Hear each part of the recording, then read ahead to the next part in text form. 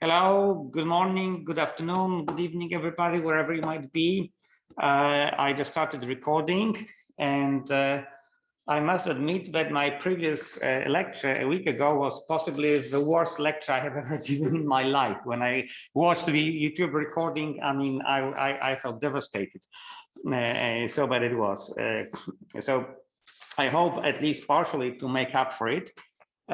Partially because I think that today's proof is going to be more interesting, more conceptual, at least a little bit more conceptual than the proof before. It will not be just boring checking. But before we go on and prove the main basis theorem, let me share the screen with you and let's go back to what we did before. Yes, here we are. Just let me clean my glasses. For some reason, my glasses got fuzzy and I'd rather have them transparent while writing. Okay, so remember the dilemma which we proved. I'm not going to write English words, I'm just going to write the very facts, right? So lemma which we proved, and I hope you don't mind the new color. I decided to get into this navy blue, which I think is Oxford color. And now what we proved is that a certain, well, actually it's easy to write down the following set. We call it BE for a graph E, which we define in the following way. It's chi alpha, chi beta star is an equivalence class. And we take all finite paths alpha beta in the graph E. With the property that the end of alpha is equal to the end of beta. So that this makes sense, chi alpha, chi beta star is not zero in the path algebra of extended graph. And when we take the equivalence class in the cone path algebra, which remember is a quotient of the path algebra of extended graph. So the claim was that this is a basis of the cone path algebra. So CKE. All right. And this was a lemma with a horribly complicated proof, which was conceptually pretty clear. But at the end of this proof, we wrote the following map. Okay, so I'm not going to reprove it, of course, but let me recall a crucial final step of the proof. We stated the following, that when we treat this cone path algebra as the algebra given by generators and relations, okay, because you see, on one hand side, we can proceed the way we did it in the previous semester. We define the path algebra in the following way. We take the vector space given by all finite paths, and then so this vector space exists, we have it, and then we define a bilinear form, we prove it's associative, and this gives us a path algebra. Okay, so this is a definition starting from a vector space, but you can do it differently. You can take generators and relations, and then your generators are simply vertices and edges, and everything else is obtained by composition, by concatenation of these things, and you have some relations that are to be satisfied. And it's an easy exercise to prove that such constructions as the cone path algebra, which we defined as the quotient of the path algebra defined via a vector space, you can just as well say, all right, we have such and such generator, such and such relations, and the universal algebra for these generators and relations is like cone path algebra. This is an easy exercise, okay? And this is why we could define the following map. We called it F, and it went from this cone path algebra, where typical element is just, I mean, generating element, you see. This is a linear base. Now I'm talking about algebraic generators. It's given as a class of chi p, and we said we just map it to chi p, so it's a very tautological map. And this went into this auxiliary algebra VE. And this is very important, that P is not just any path. P is either a vertex or an edge. Okay, but an edge can be in graph because we are talking about the path algebra of the extended graph. We must take E1, and we also must take E1 star. Okay, so P can be a vertex, an edge, or a ghost edge. Okay, and then you can generate everything, because every finite path in the extended graph, so FPE bar, every finite path can be written by concatenation of such things, okay? And then you have the obvious relations which are satisfied by the formula. I'm not going to rewrite the formula. This is part of the proof, but look what we realized. We realized the following, that if I take f of BE, all right, then this is just equal to B E tilde. Now this one is by construction basis of VE. It's by construction, it's by the way we construct VE, all right? So in this case, it's pretty obvious that when you have an algebra homomorphism which maps a linear basis to a linear basis, then it must be bijective, okay? This is completely clear. It is subjective because, of course, every element in VE is a linear combination of elements in BE tilde, so it must be subjective by the linearity of F. And of course, it is injective because if we have anything mapped into 0, you write it as a finite linear combinations of elements from here. By linearity, we get finite linear combinations of elements from there. By the linear independence, we get that all coefficients are 0, so the element started from is 0. So this is really clearly bijective, okay? So this is, I recalled you this because now I can claim the following nice corollary. That the algebra homomorphism F, maybe just to cut the long story short, the map F is in fact an algebra isomorphism.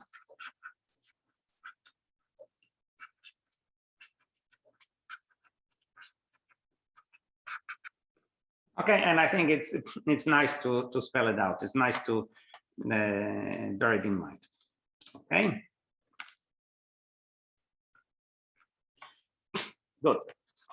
Now we can proceed to our main objective, which is proving a basis theorem. But to this end, we need one more lemma. But please don't panic. This lemma is not going to be with such a horrible proof as the previous lemma. This is a very technical lemma, a simple calculation lemma, but it's worth doing it separately. The lemma is the following. As usual, E is a graph. Let E be a graph and K be a field. By the way, I'm pretty sure that much of what I'm saying can be said for, I don't know, commutative ring. K can be commutative ring. But I'm not very much in favor of having the utmost level of generality for the sake of generality. I think that one should proceed with caution. Not everything that works over a field works over a commutative ring, obviously. And if you don't understand first what's happening when you work over the field, then it's kind of pointless to jump immediately into the highest level of generality, doing it, over commutative rings. And most importantly, remember that at the end of the day, we are interested in C-star algebras. So for us, K is simply complex numbers, okay? And this funny star, which signifies taking a ghost arrow instead of an arrow, is just the involution of our C-star algebra to be. And because this is our motivation, of course, at this stage, it will be pointless to say, let K be a field of complex numbers, because it's irrelevant. We don't use it anywhere here, right? And we don't even need it to be of characteristic 0. All that we need is that it's a field, because then we can talk vector spaces, and that's all. Okay, so let E be a graph and K be a field. Now what do we claim? That for any regular vertex, so V in reg of E, let us define the following idempotent, in fact. So I'm defining it as an element of the extended graph path algebra, okay? So I define QV to be high V minus the sum. Remember, this is a regular vertex. So when I take the sum of all edges emitted from this vertex, it is a non-empty finite sum. Okay, so I can write down here chi E star. All right, and this is an element in the path algebra of the extended graph. You can prove it will be one of the exercise that when you take the family of all regular vertices and you take all QVs labeled by regular vertices, you'll obtain pairwise orthogonal idempotents. That's an easy exercise. It will be in your homework assignment. But what we really need right now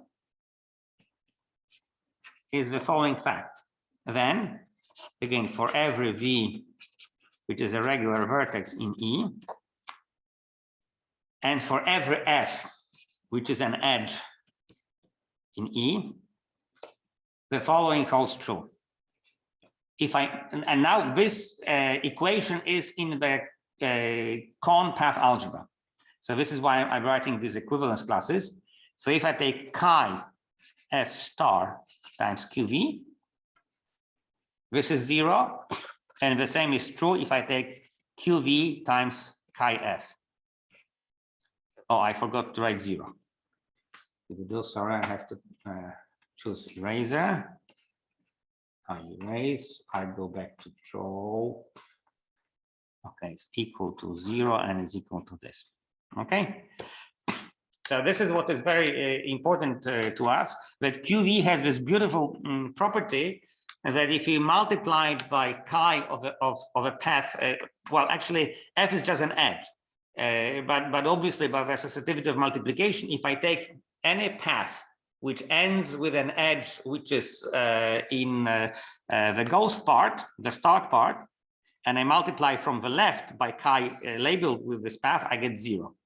And if I multiply on the right, and I take any path which begins with an edge which is in E1 and not in E1 star, then I also get a 0. Okay, this is very, very important for our calculations. But let's prove it. The proof is not very difficult. These are two simple calculations. Okay, so for starters,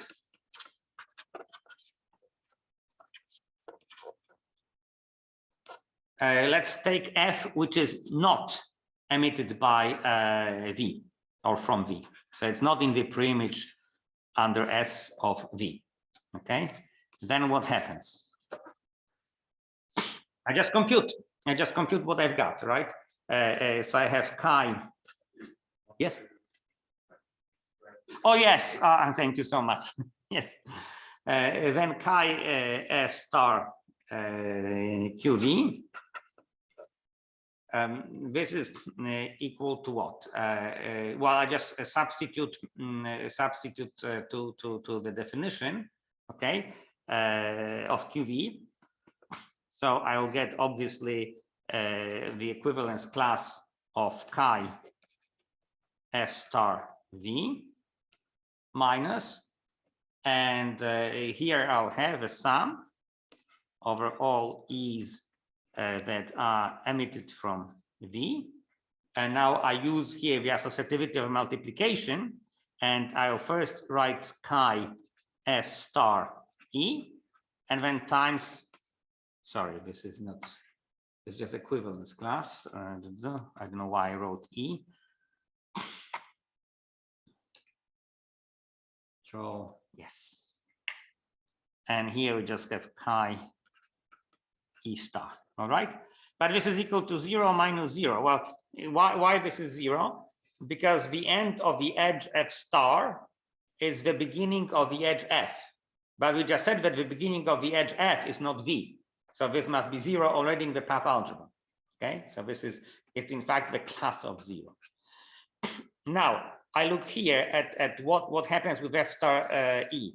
Now I have to look into the definition of a cone path algebra, and if the definition says that if I have an edge star times a different edge, and when I take chi labeled by this, then it must be 0, even if the end of F star is the beginning of E. It's irrelevant as long as F is different from E. and f must be different from E, because E is always emitted by V and f by assumption is not emitted by V. What I've got is I have here minus the sum, and here I have 0 times chi E star. Okay, so the class of 0 minus sum of 0 times something, it's on a good day equal to 0. Okay, so that's the first calculation. And now otherwise, let's assume that f is emitted by V. Otherwise, let f be in the preimage of V under S. Okay, then happen. Oops. Then what happens? Then we obtain. Well, the calculation is no longer so trivial. I mean, we will get x minus x instead of 0 minus 0, right? So again, I just compute what it is, chi f star qv. I plug in the definition of qv. So basically, I rewrite the same formula as I had it before, but now they do not vanish. Just let me quickly rewrite it. Luckily, this is not something very long. Chi f star E, chi E star. Okay, so for starters, let us observe that here this V is absorbed because the end of f star is the beginning of f and the beginning of f is V. So this vertex vanishes, okay? So this is just the class of chi of f star. And this already happens in the path algebra, okay? But now what happens here? Here you have a Kroneker's delta, right? Because you know that only for one E, notably for equal to F, this will be non-zero, okay? So I can write minus the sum over E ranging over S inverse of V. Then I have Kroneker's delta FE, okay? And then what will it be in case F is equal, E is equal to F? Well, this will be precisely the class of a chi of the end of F. Okay, so it will be chi TF. Did I write it correctly? Yes, I hope so. Yes. Okay, and here it will be still chi E star. All right. So this remains as it was, chi F star. Then out of the sum, I have only one element, only equal F will give me something non-zero. All right. And then it will be what? Chi of TF times chi E star, sorry, F star. All right. But this part is nothing but the class of chi TF F star. But of course, the beginning of F star is the same as the end of F. So I can forget this T of F. And when I end up with chi of F star minus chi of F star, which on a good day is again 0. Okay. And the other equality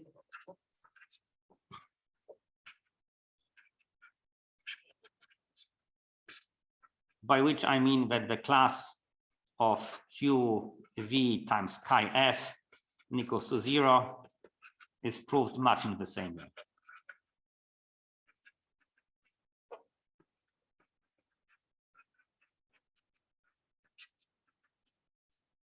So we happily end our proof here. Okay. Any questions concerning this simple lemma? Well, believe it or not, this will be something very, very useful. Okay, I don't hear any questions, so let me draw our corollary. So now we are going to combine the two lemmas. We'll combine this basis lemma for the conpath algebra with the lemma we just proved.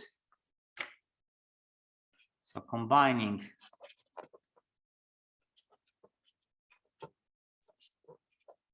the foregoing two lemmas,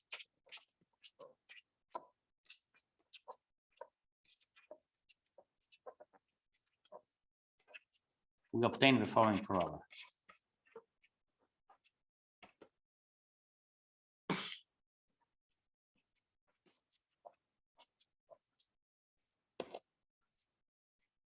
As usual, let E be a graph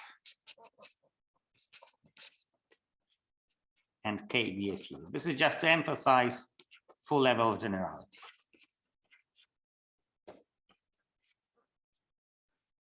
Then, for any regular vertices,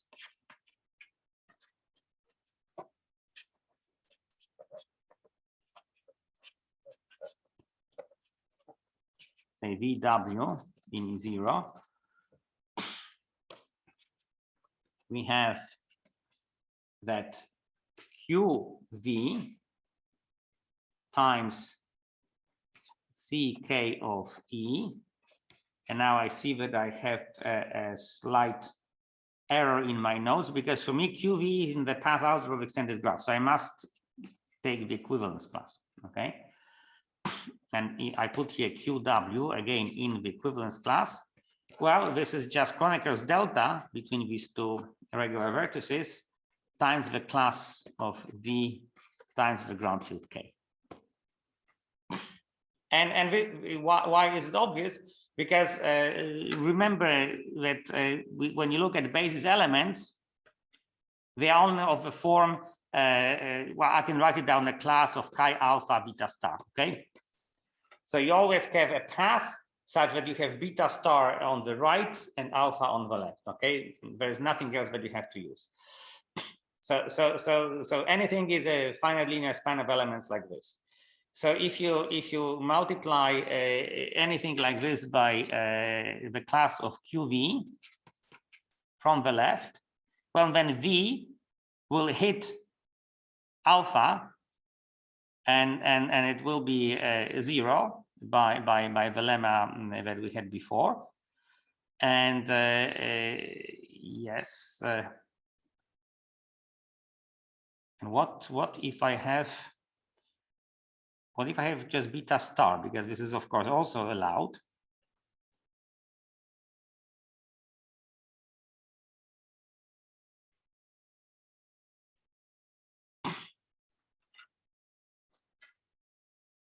I'm a bit. Okay. Now, okay. I would just have to. All right. So maybe this. Maybe I exaggerated. Maybe this corollary requires a proof. So let me go back and try to compute it.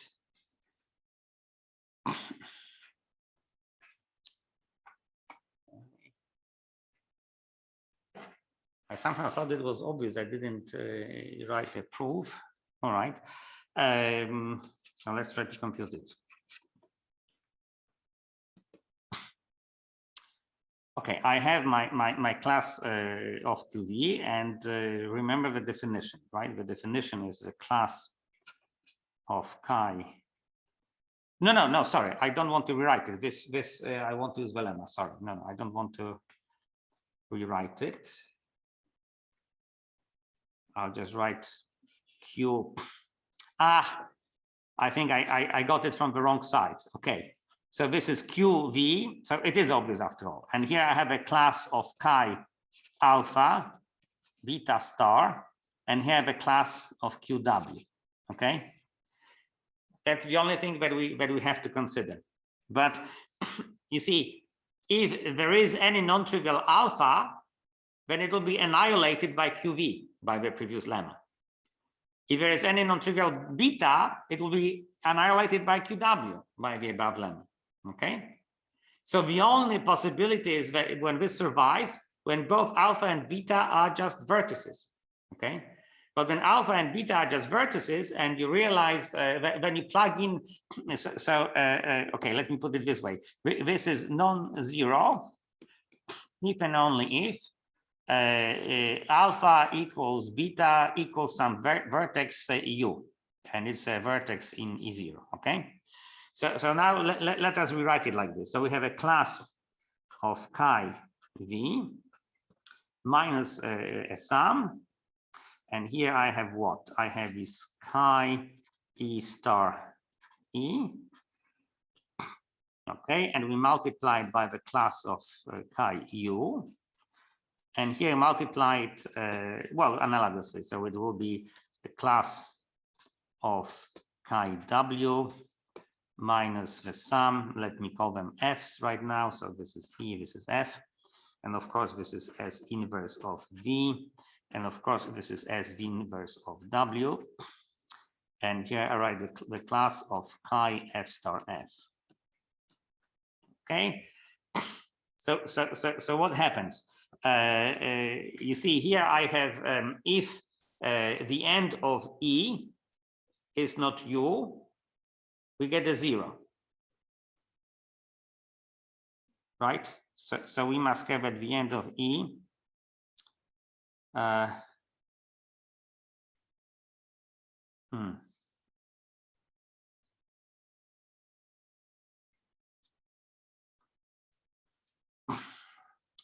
thought it would be a little bit simpler and faster.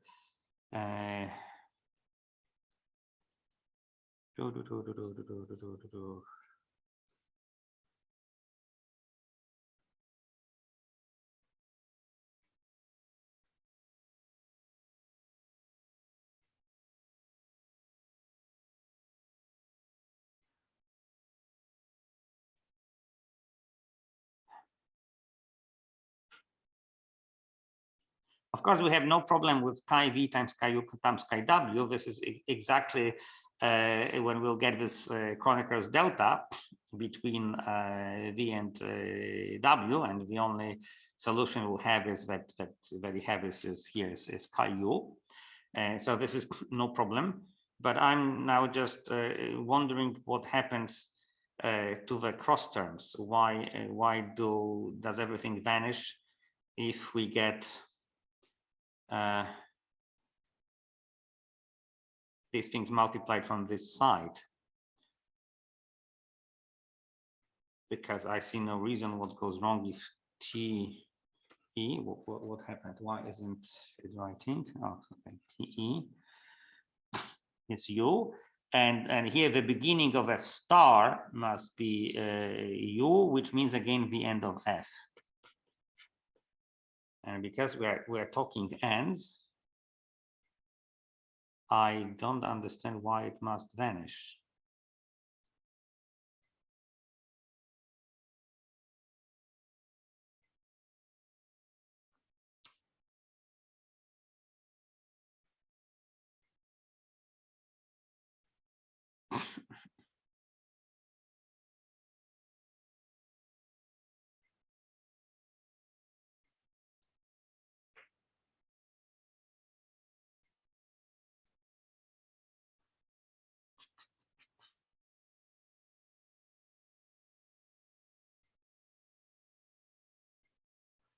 Okay, let's try to go to the next page. And well, I want to make an experiment. So imagine that I have chi E star E. Here I have my chi U, that's one expression.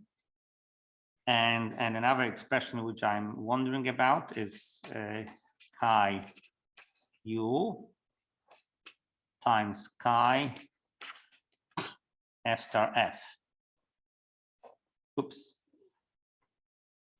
And why does it vanish?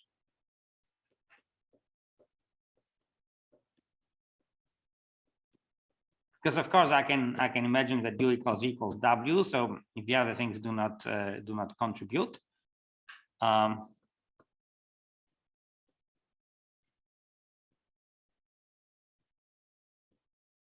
why does it have to vanish?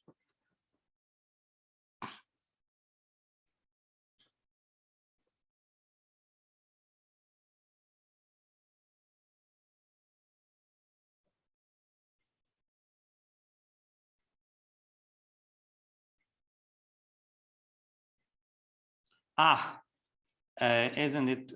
Wait a second.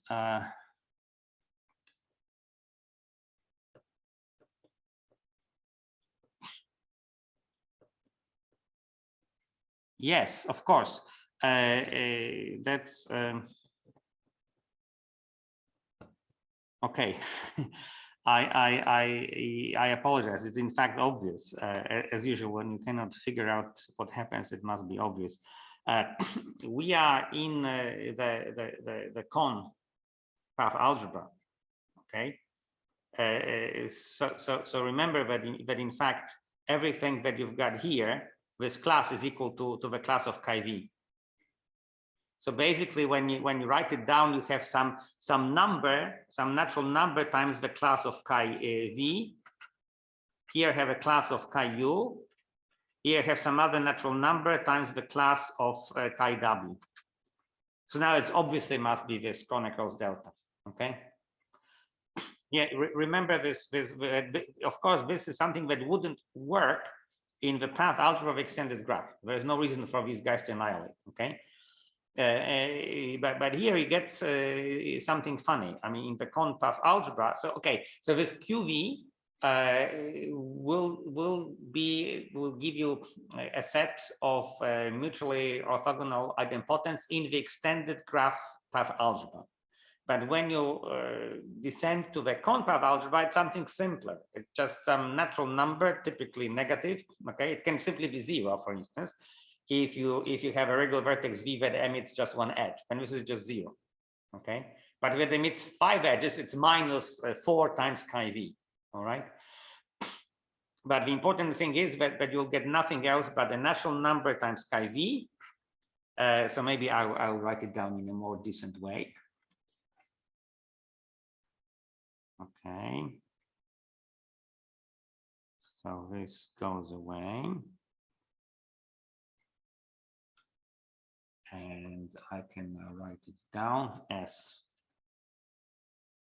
m times chi v times chi u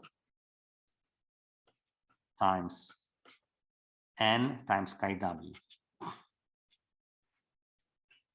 Okay, so this will be obviously some mn times Kroneker's delta of v and w. Of course, u must be equal to v and w, and that's it. So that's the only thing you can get. Okay, and this is, of course, you can take any finite linear combination. So this number will be multiplied by this arbitrary coefficient from your field. So you'll definitely land in here.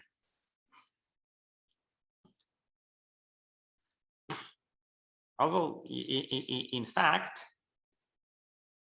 now, to be honest, I'm having some funny doubt related to the characteristic of the field, because it might be that this Mn is not invertible. So for sure we have a containment. Okay, this is for sure. But it might happen that you have a finite field of, and Mn might be some prime numbers, which is the characteristic of this field. And when P is 0 in your field, okay, so it might happen that this will be 0. You must make sure that your natural numbers, your integers are invertible, but this means characteristic 0. So you see, so but that's funny because there is no such an assumption in this Leavitt path algebra book. But I think that you must have that M and then are invertible. You might have a funny graph with some regular vertices, that this number here, which we'll get, will be some minus prime number. P is the characteristic. So no, I have to let K be a field. So you see the wisdom of doing trivial proofs. This is precisely a wisdom of doing trivial proofs. Let E be a graph and let K be a field of characteristic 0.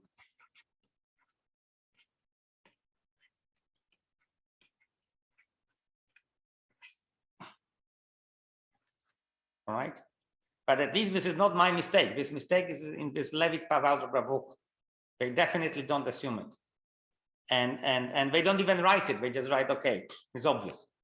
Well, it is obvious. The calculation is not exactly a brainer, but you see, if you really do it step by step carefully, you realize that you are taking advantage of something you take for granted, because for us, k is just complex numbers. But we cannot claim it as this level of generality. Anyway, this is a corollary which might be interesting in its own right. So let me erase this mess here and write it clearly as equal. Yeah. I don't want to write it down. I'll write it down in the lecture notes, but this corollary should be that it's always contained. That's definitely true, and it's equal for fields of characteristic 0. Okay, let me not write it down. Any questions thus far? Okay, so we are now ready to prove our main basis theorem.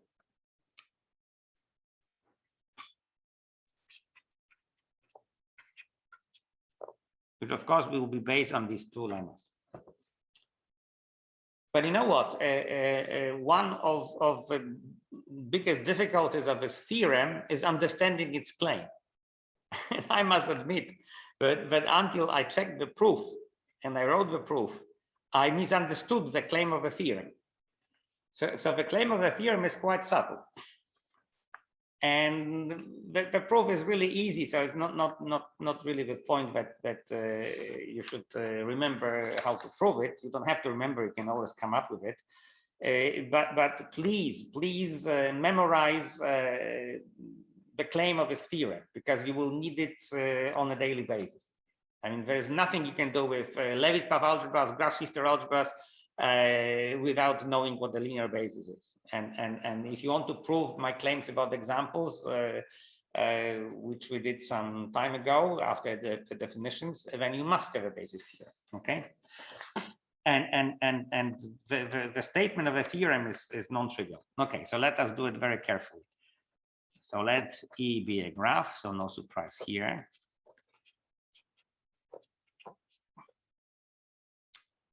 Let X be a subset in the set of regular vertices of E, and K be a field.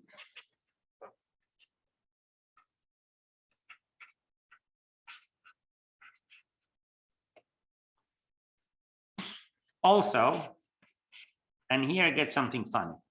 We are using the axiom of choice. Let Fx be a map from X to E1. Any map be any splitting of the source map. Be any splitting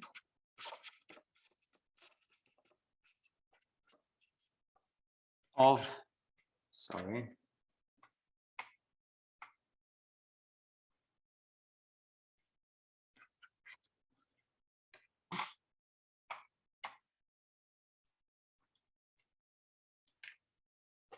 of the source map. That is to say that if I take the source map and I apply it after Fx, it must be the identity on X. Okay. So in other words, what we are doing, we are taking any regular vertex that is in set X, and because it's a regular vertex, it emits at least one edge, and we are choosing this edge. That's all. So this is the axiom of choice. Yeah. If I have a family of non-empty sets, then for each member of the family, I can choose an element. And in fact, here, this is some weak version of the axiom of choice because these sets are finite. Well, you're laughing, but some people are awkward with the axiom of choice. So it's, anyway, I don't have to convince you that such a map Fx exists, right? But this is very important in the statement of the theorem, because for each Fx, you have a different basis, okay? So under these assumptions, the following holds true. Then the set, which I will write down in a Baroque way, as BEFX. So subscript and the superscript with a subscript. That's really Baroque. This is equal to BXE, and I'll explain what I mean by BXE, minus the following set. So we remove from the set BXE, which I'll define in a second, the following set. It's chi, so the big chi, and here I'll write the path. And the path is the following: some alpha, some fx of v, some fx of v star, and beta star. Where, as you can guess, alpha, beta are finite paths in E, and V is in X, and moreover, the end of alpha is equal to V is equal to the end of beta. Okay, and I would claim that this is a basis of the relative conpath algebra CKXE. But I have to explain to you what I mean by BXE. So here, BXE is nothing but the image under the canonical quotient map of BE. So it's the image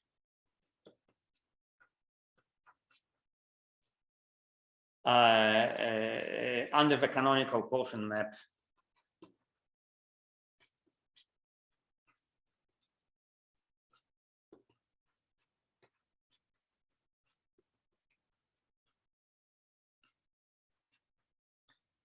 which I baptize as pi, which goes from the absolute, so the conpath algebra CKE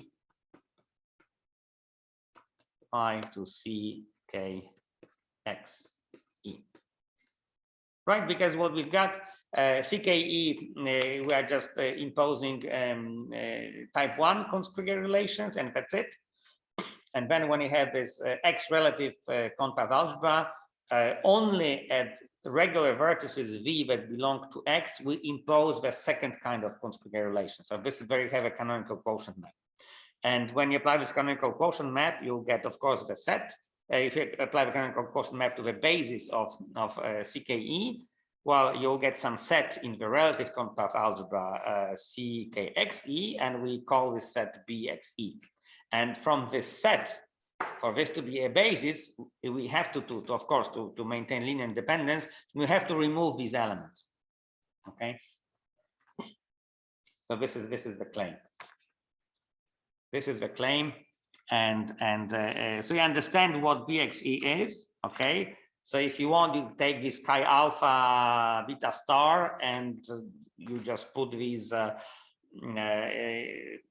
equivalence class braces, but now they mean the quotient not into CKE, but the quotient into CKXE. All right.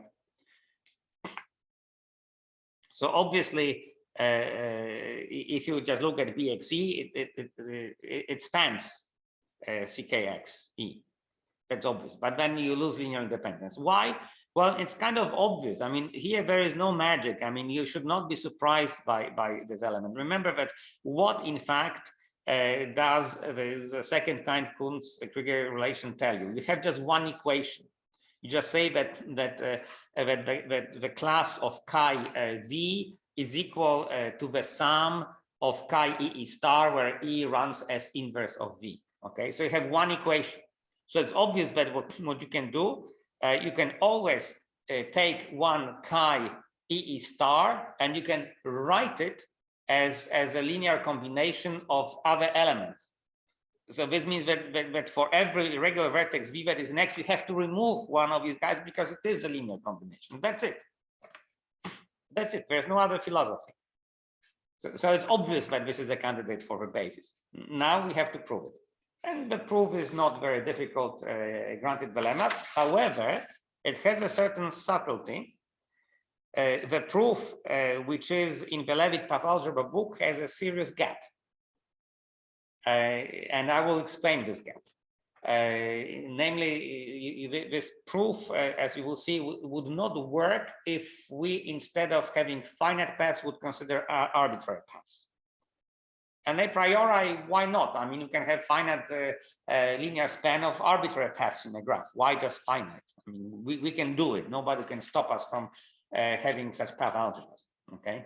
And then this proof will be false. And moreover, I believe that the claim will be false. Okay. So that's very important to bear it in mind. Okay, but let's get into the proof. I hope we can do it in the remaining 45 minutes. Okay, so proof.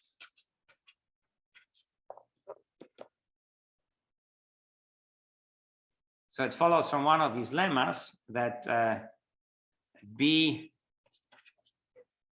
E F X spans the X relative confab algebra CKXE because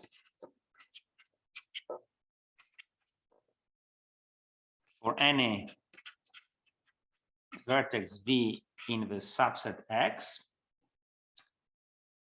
we have the following. I can write down. So okay, so of course, if I stay clear of these elements that I remove, okay, I only have to show that these guys can be the linear combination of guys that remain in here after I remove it. Okay, everything else is obviously inside. So let me write it very explicitly. I have this big chi, and I have here alpha fx of v, fx of v star, and beta star. Okay, and now what I'm doing, I'm simply adding 0. Remember that QV in the confab algebra is simply 0. Yeah, if I go sorry, no. For V being in X, okay. So when V is in X, then the class of QV is 0. Yeah, no, not in general. Otherwise, taking this class would be a bit silly.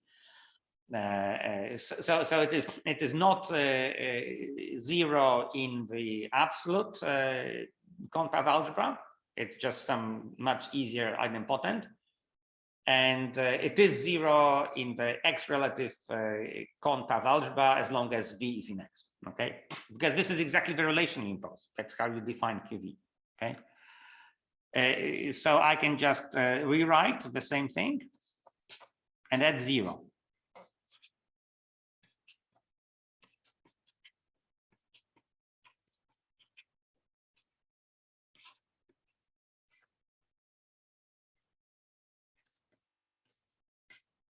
Right, so I'm writing 0 as chi alpha, QV, chi beta star.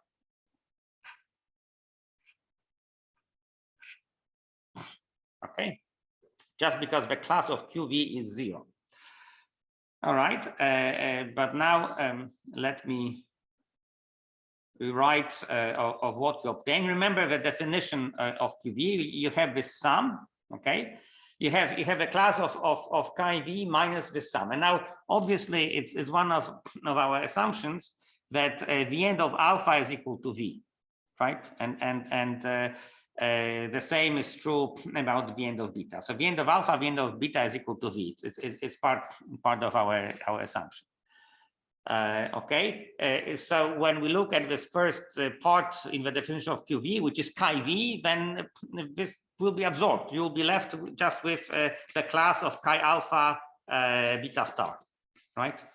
Because v inside here will be absorbed, because v is the end of alpha and the end of beta, so it's the beginning of beta star. So inserting v here does nothing.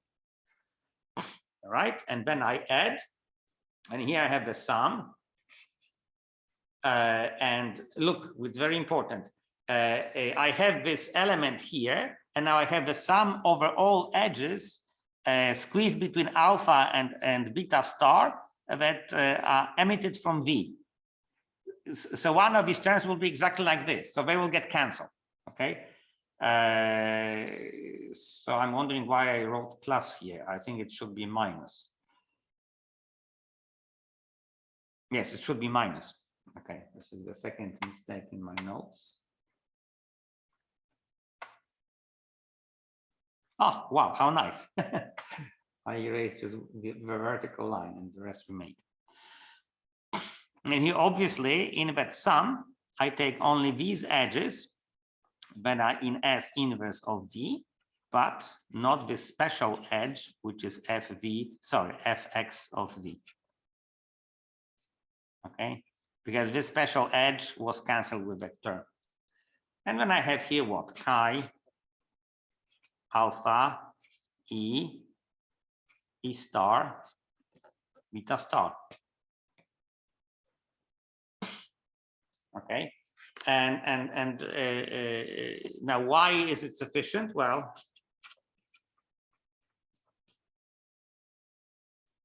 indeed, for starters, the elements of the rightmost sum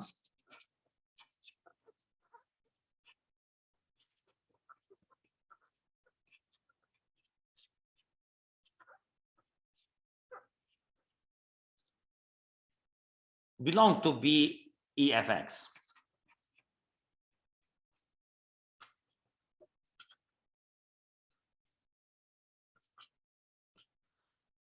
Why? Because they are not of the forbidden form. So they are of this form chi alpha prime beta prime star. Okay, this is the form chi alpha prime beta prime star. Okay, where you define alpha prime as alpha E and beta prime as beta E. So that's all right. And now this is not of this forbidden form. Because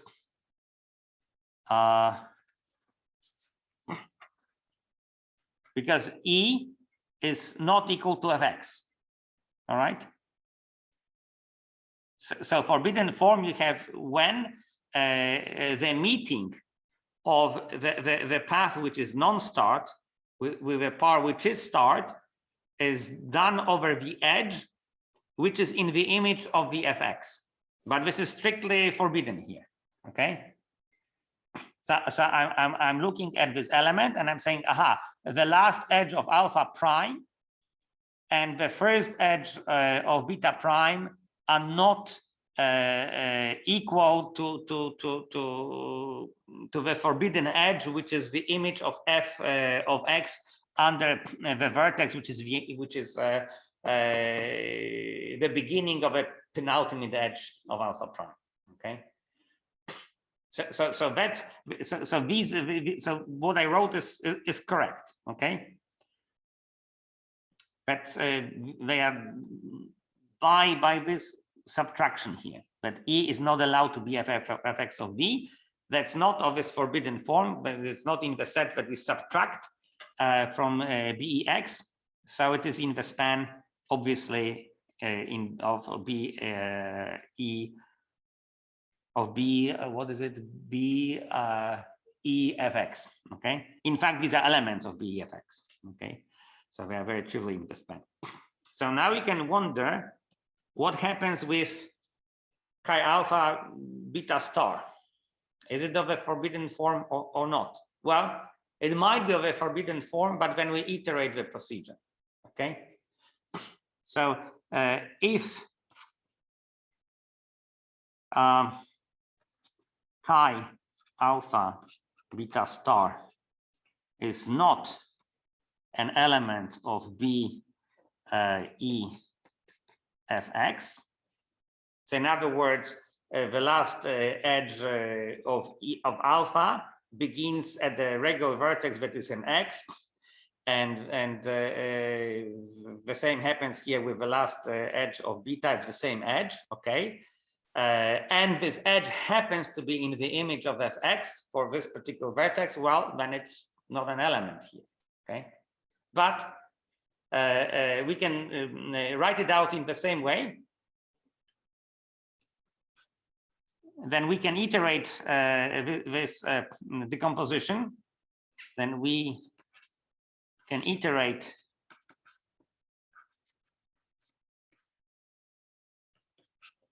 this decomposition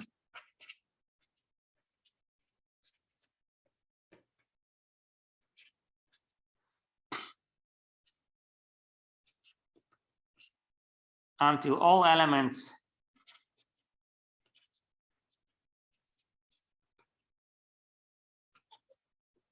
will belong to this set BEFX, which is possible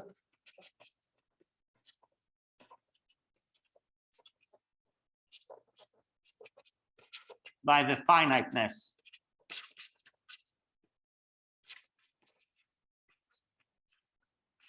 of alpha and beta. Right, so this procedure at a certain moment will terminate, right? So here we don't care about these terms. We are already in the set you want them to be. Then you write, decompose this chi alpha beta star precisely for you to decompose this. And again, you have a bunch of terms which are where you want them to be.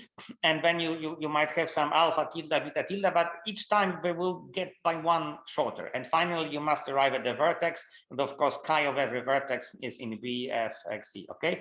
Let me draw a picture. So what happens is the following.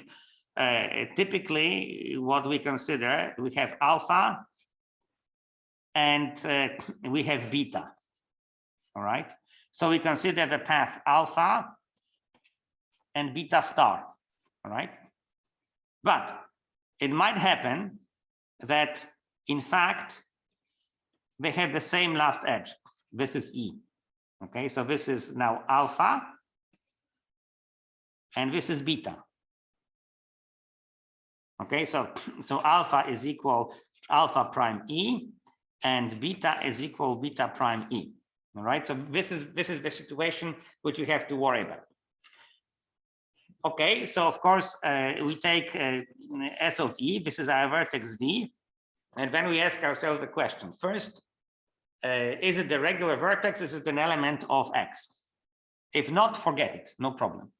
But if E is an element of X, then we ask the following question.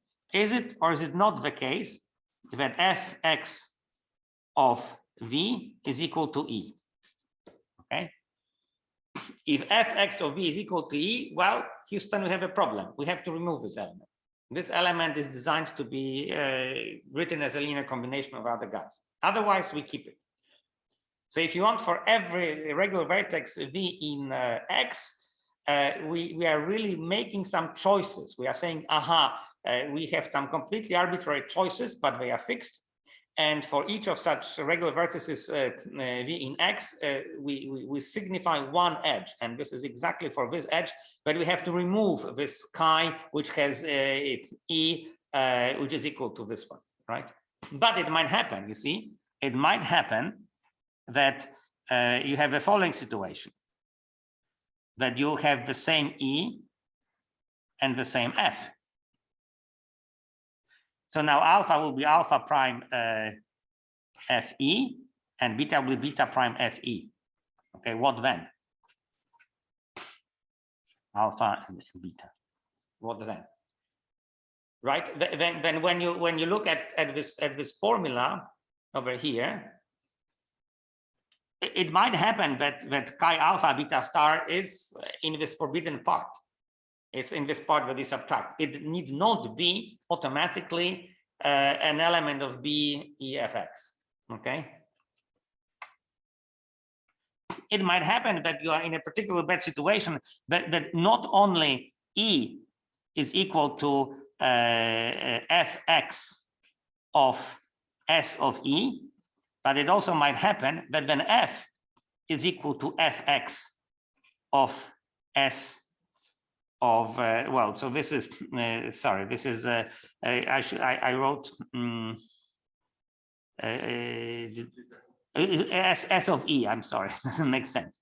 Yep, that E is equal to Fx of S of E, but it might also happen that F is equal to Fx of S of F. Well, and then that's it. I mean, this first term is not where you want it to be. Okay, but when you forget about this guy or the gun, And we apply the same procedure. And because each time you chop off one edge, at the end of the day, you must arrive at just some chi-v. And of course, chi-v is in, for every vertex v, chi-v is obviously in v fx of e, right? Because this forbidden part is the equivalence class of elements of the extended path graph algebras, which are of length at least 2. Okay. So this procedure will terminate. Okay, I hope I made it clear and it wasn't so messy. So now we are done with proving that you have the spanning property. So this set, which we claim to be a linear basis, at least spans our relative cone path algebra. Now we have to prove linear dependence, and it's going to be a little bit more subtle, as you can imagine. Here already we used the finiteness of the paths, but we used it in kind of trivial way. I mean, it was no brainer. That kind of truncation is you know, iterating procedure is natural. However, to be honest, it's actually not much different from the way we use it in the, no, I take it back. I think this effect is used much in the same way in proving the linear dependence. But this time, I think it's somehow more easy to overlook, and this is why I claim that the proof in the Levit path algebra book has a gap, because this argument is not made at all, and without this length argument of the path, it doesn't work. Okay, so it remains to prove the linear dependence. So let's do it. How do we prove it? Well, assume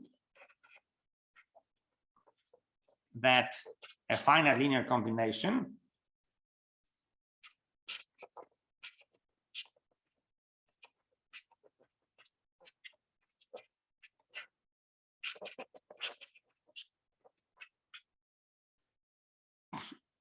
of elements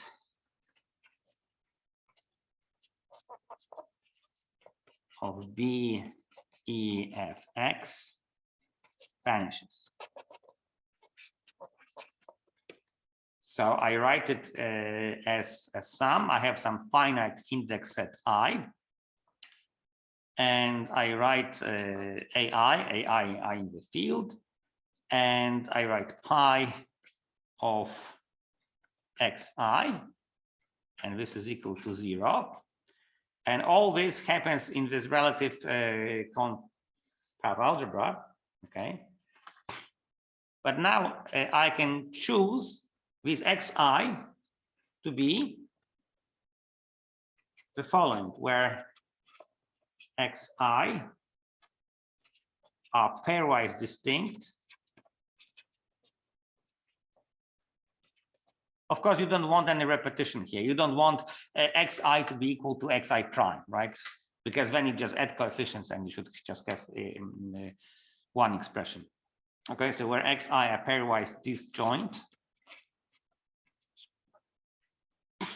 elements of the basis VE. Okay, so remember, I view my relative path cone algebra as pi, the canonical quotient map applied to the absolute cone path algebra. Okay, so I'm just taking the quotient by the second kind cone-squigger relations at the vertices V that I next. Okay, and surely if I take the basis of this absolute cone path algebra and apply pi to it, I'll have a spanning set for the relative cone path algebra. Okay, and I can choose them to be distinct. Moreover, I can choose them. Haha, sorry, I haven't finished the sentence. That are not of the form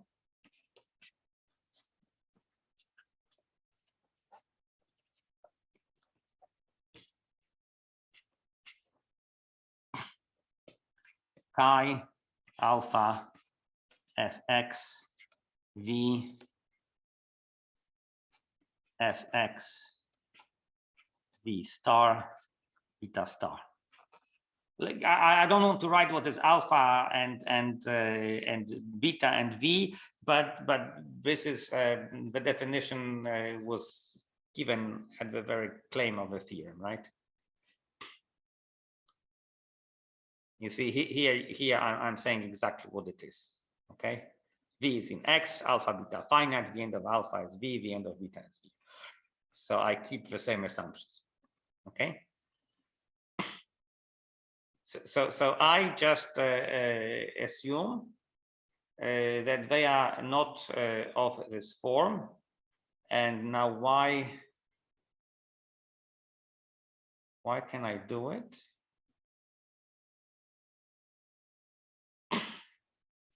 Well, I can do it because I already proved, yeah, because I already proved the spanning property.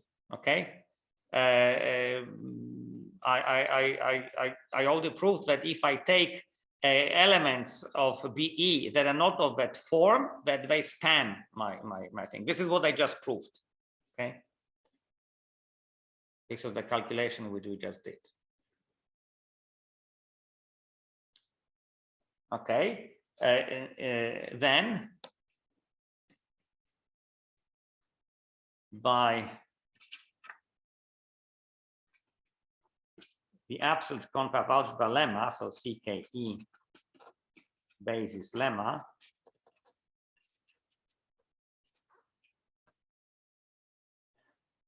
we obtain the following. So now I'm writing this equality, but in the absolute concave algebra. Okay. So I simply know that 0 is nothing but a finite linear combination of elements of the form chi alpha j, qvj, chi beta j star, where vj must be in x. All right. So we obtain that 0, and now this is 0 in the absolute concave algebra. This is equal, well, I have the sum.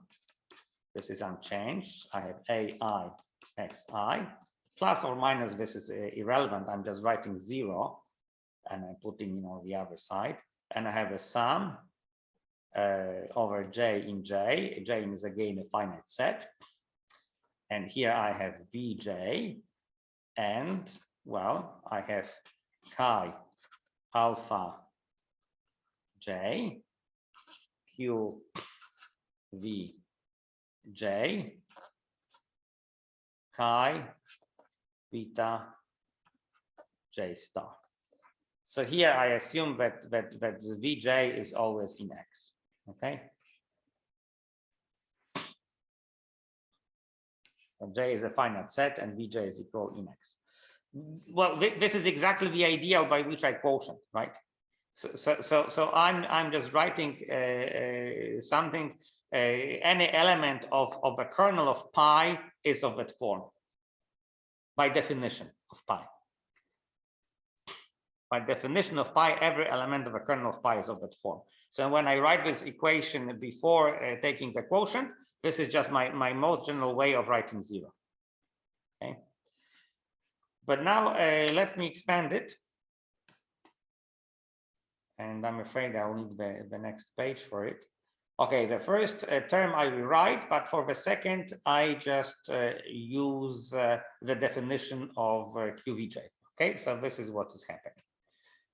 So this is equal to sum over I in I, AIXI, plus sum over J in J, beta J, the class of chi alpha j beta j star. So this is this QVJ part, okay?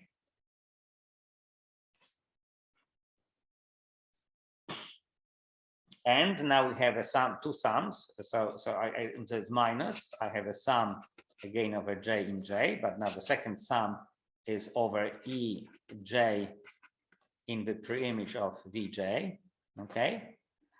And here I have BJ, chi alpha j, EJ star, beta j star. I just plugged in the definition of QVJ, okay? Nothing else happened, okay?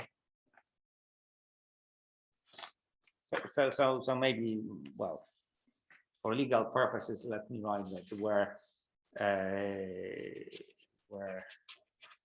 J is a finite set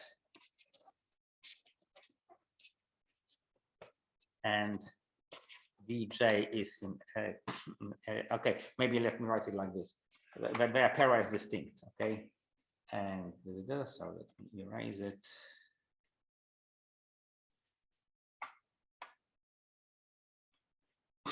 And Vj are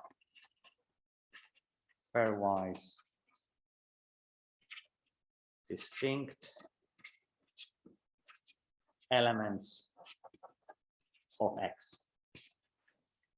Okay, so we don't want any repetition, right? I told you that when I write with QVJ, for different J, I have a different VJ. Okay, that's the way to handle it. When you write a linear sum, finite linear combination, you don't repeat the same elements. And of course, we're interested only of elements being in X. All right, otherwise this wouldn't be zero. Okay, so we know what we are talking about, and now why are we done? Well, not quite. Now we have to argue by length. So suppose now, and this is what is missing in the book. Suppose now that J0 in J is such that alpha J0 is of the biggest length.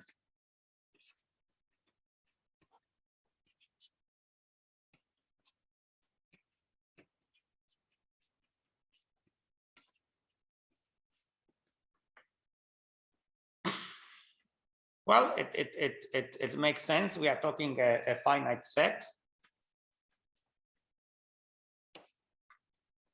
So let's have a look at what we wrote down. So we are talking this part. Okay. So capital J is a finite set, and here I have finitely many alpha J's. All right. These are all finite paths. So if I have finitely many finite paths, of course, there is some index for which this path has the biggest length. There can be many of them, but one exists, okay? And I'm choosing this J0. All right, then, and this is very important, then the element chi alpha J0 fx Vj0 fx Vj0 star beta J0 star. This element appears in the above sum only once.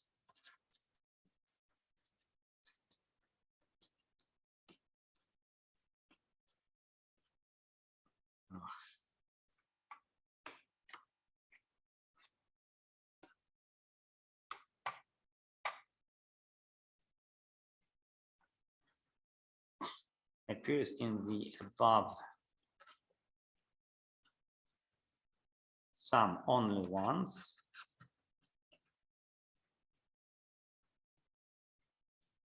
Because otherwise,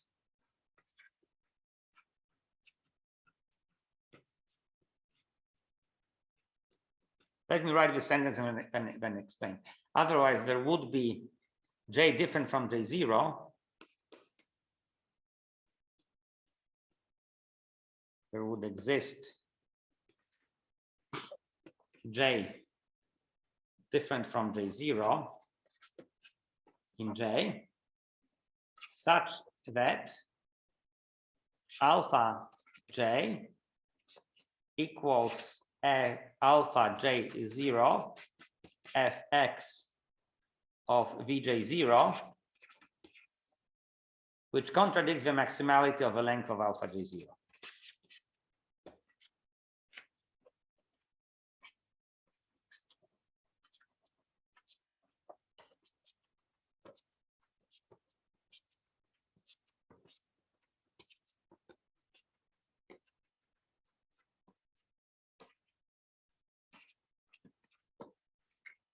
Now, why do I claim it? Look, let's look at the sum. Okay. Yeah. Well, I take this j equal to bj0. Okay, then I have an element bj0, chi alpha j0, fx of bj0, and so on and so forth.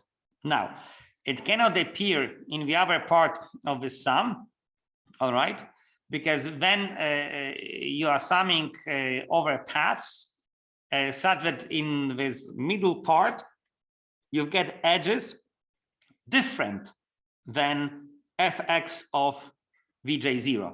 Okay, so that's not repeated in the sum. These are different elements.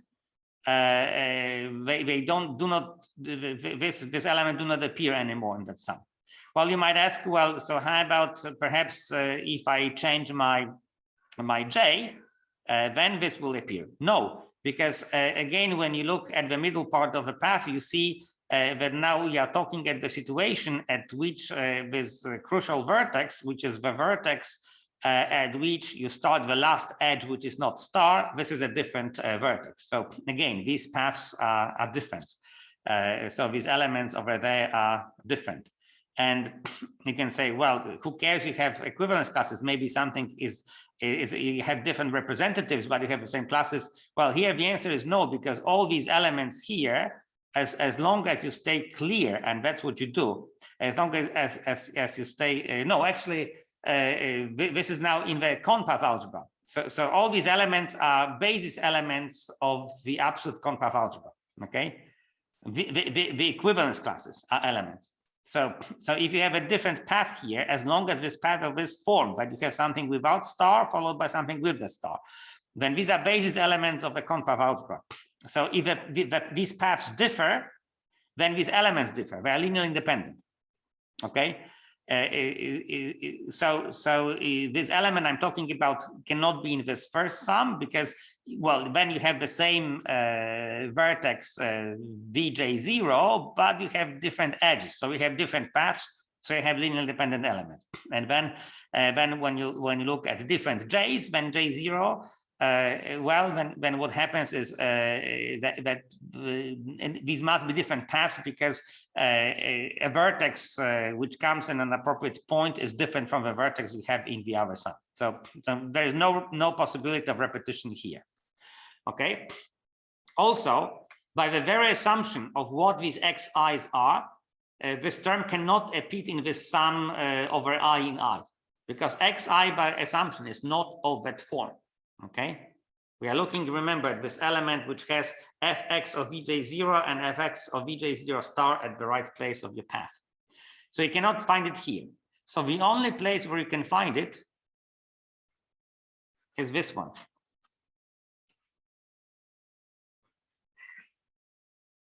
This is your trouble part. Okay, it might happen that for some index j, of course, it must be index j different from j0 because well,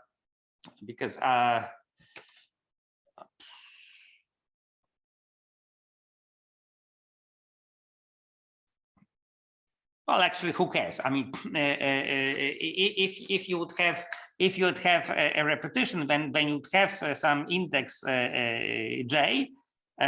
Such that you have this equality. Okay, otherwise you would have no repetition. Well, so you see that if j is equal to j0, that's strictly impossible because this is an edge. This is of length 1. All right. Well, sort of the very situation that you would have to have alpha j equal to alpha j0 equal to alpha j0 f of x vj0, that's something which excludes j equal to j0, right? But now we exclude j different from j0 by saying, well, wait a second, but then alpha j is of length 1 bigger than the length of alpha j0. So this contradicts the maximality of alpha j0. So this means that bj0 must be equal to 0. This element appears only once. So let me maybe write it down. the conclusion, hence, by the linear independence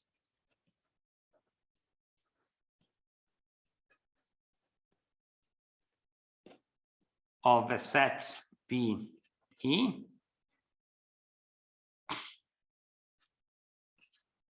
Bj0 is equal to 0, because it appears only one. When you have a finite linear combination of elements, of basis elements, and you see that your element appears only once in the sum, well, then by the linear independence of the set, it must be equal to 0. Okay. So we can iterate by the finiteness of these paths. We can iterate this reasoning. So by the finiteness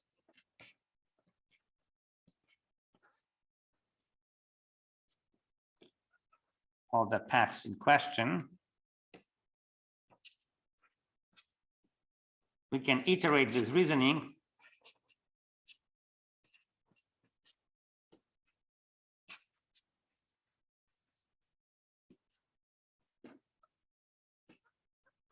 to conclude that Vj is equal to 0 for all j in J. Right, because we have to eliminate all these Bj zeros as long as alpha J0 is of maximal length. Okay, so they are all gone, but then they are not in the sum. So again, I look at all paths which are the longest now in the smaller set. So finally, because the finite set, I will arrive at the empty set. There will be nothing with non-zero coefficients. Okay, so all these Bj's must vanish. But now, when you look at this formula, when all Bj vanish, we have only this sum, and then all alpha I vanish because xi is by assumption these are just basis elements, pair as distinct basis elements of Be. So consequently,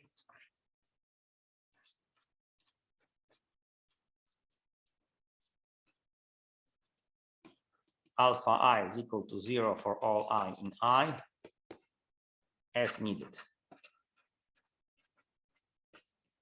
So this proves the linear independence of the set BEFX, and you already know that it has the spanning property, so it is a basis. So we can put this end of the proof sign. I'm just wondering here about, I'm disturbed by this. Why is it obvious that J0 must be different from J? Why did I say it like this? Oh yes, of course. I mean, yeah, exactly. Yeah, so everything works. It's in fact precisely by this length property. Okay, if you have the same index, then this path over here is shorter than the path over there. Okay, and because they are all basis elements, they are different in the absolute conpath algebra. Okay, so it's obvious that you must have J different from J0.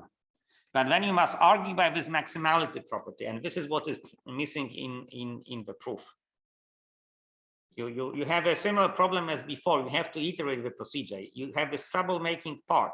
Okay, things might repeat, but then you can overcome it by having a smaller set, and then again choosing things of a maximal length and so on and so forth. So by arguing by the length of a path, you finally conclude that all these Bj's must be 0, and then of course all alpha I or all AIs are 0, so you are done. And this proves our basis theorem. 6 minutes before the time is up. Have you got any questions? Okay, I see no questions, so let me claim a corollary of this theorem. An obvious corollary, but it's worth emphasizing.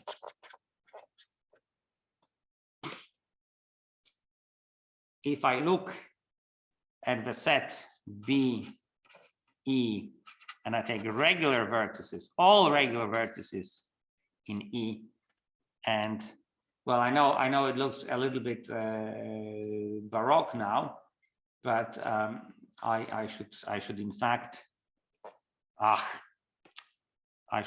do the following. I should have F labeled with this set. So I have F reg X VE. Okay, so this is a basis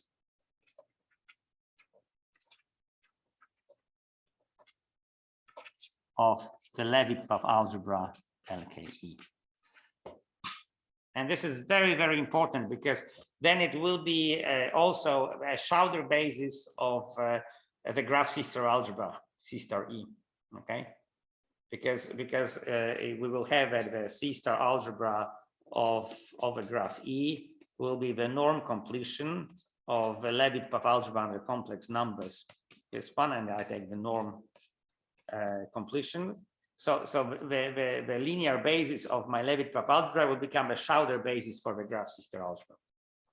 So every element in my graph C-star algebra will be the limit, will be a limit of finite linear combinations over here.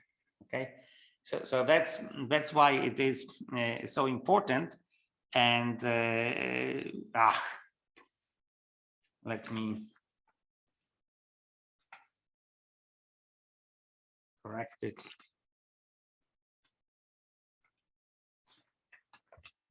I want to write this F more clearly, but it's at the edge of the screen, and it doesn't behave the way I want it to behave.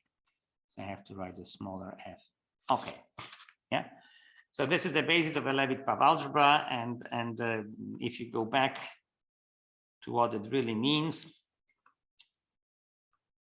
it means that you take basically all elements of the form chi alpha beta star. Okay, you take all elements of that form, but you have to remove guys like this. Okay, you have to remove guys like this, where fx of v is a particular edge which you choose as an edge emitted from a regular vertex v. And now here there is no x is equal to all regular vertices. And let me give you a very nice example. This is the famous Kuhn's O2 algebra. Well, we just do it in the algebraic way. Okay, so let me write an example.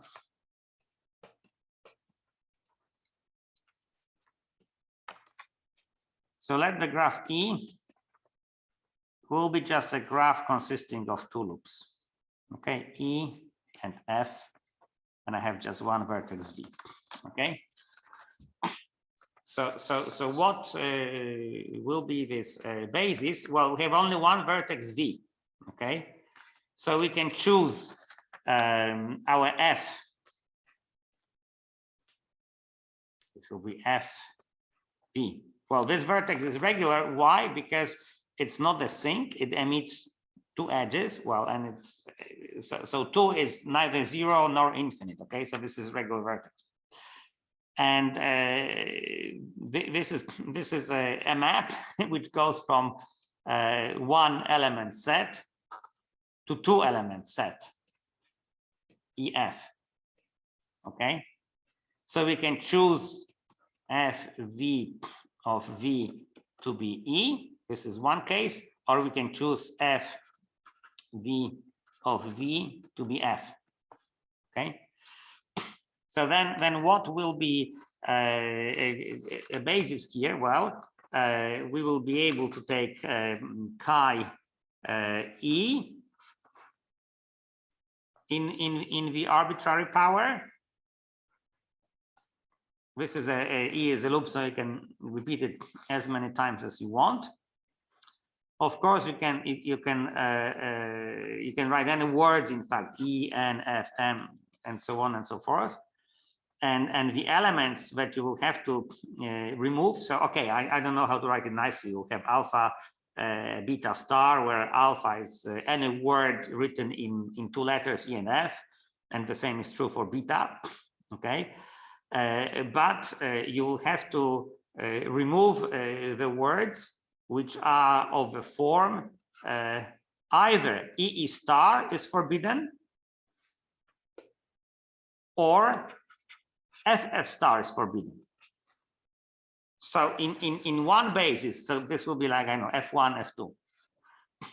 So in one choice of the basis, you will not have whatever here, EE star, beta star. And in the other one, you will not have whatever here, gamma, FF star, delta star, okay? So whether you throw out this alpha EE star, beta star, or whether you throw out gamma FF star depends on your choice. And in both cases, you have a linear basis. And why do you have it? Well, for obvious reasons, because you have that EE star plus FF star is equal to 1. I mean, it's equal to chi V, but because V is just one vertex, this will be 1 in your compact algebra. So this is how you can get a basis, and the graph sister algebra of this graph E is the famous Kunz O2 algebra. It's a beautiful sister algebra with lots of non-trivial properties. And if you forget the completion, this is the Levitt algebra, not pap algebra, it's the Levitt algebra, and it has this beautiful property that the free module of you can take a free module which is LKE plus LKE, and this is isomorphic as a module to LKE as a module. Okay, because you can have if you only have a module which has 2-element basis, you have a module which has 1-element basis, and it works. And that's all because of these equations combined with the equations E star E equal 1 and F star F equal to 1. When you combine it, you'll get exactly the Levitt algebra of index 1, 2. And that's it. It's already over time. So thank you very much for your patience. I hope it wasn't as horribly boring as it was a week ago, and really, really awkward. I think that, well, for starters, this is an extremely important statement, okay? You really must know what is a basis of a Levitt algebra, and we just did it, and we understand it what it is, okay? And I don't regret doing so carefully the proof, because there were some gaps in the book. You must argue somehow by the length of the path, and especially this linear dependence part. I mean, you cannot just say, well, this term appears only once in that sum. Well, why can't it appear here? Well, in fact, it can. In fact, it can. This is a wrong argument. In fact, it can. But then you can iterate the procedure. And this is how you prove it. Okay, so thank you very much for your attention. And I stop recording, and I will see you in a week. All the best. Bye-bye. Thank you. Bye. Thank you. Bye. Bye-bye.